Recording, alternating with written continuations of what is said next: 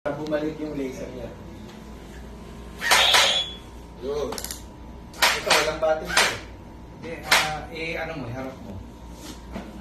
Parang, hindi, naka-off ata eh. Ayan. Yan.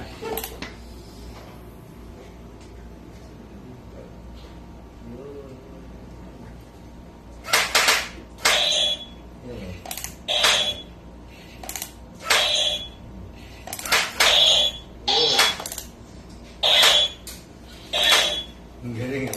Galing. Ngayon, kung bibili ka ng imported, mga sirang... Ay, mayroong ano yan? May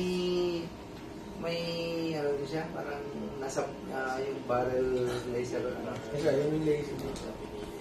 Nasa loob mismo. Nasa loob mismo. Sira na kasi yung pinaka-barrel niya para sa airsoft. Pinasok na yung laser sa loob. Paano nagsisynchronize yung palo na? Sir, yung motor ng airsoft buo pa. Buo pa. Kaya pag ginanon mo siya, yun, nag-blow back yung system niya. Pero para kumuha pa siya ng bala, hindi na siya gumagana. Nilagay na namin yung laser dito sa pinaka-loob yan. Sabi pagka nag-blow up siya, napupush niya yung laser dito. Hindi sir, yung laser niya naka-trigger dito. Ngayon, yung bago namin, ikakabit na mismo dito.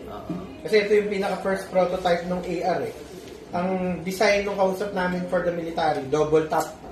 Ako, sige, kaya namin double tap yan.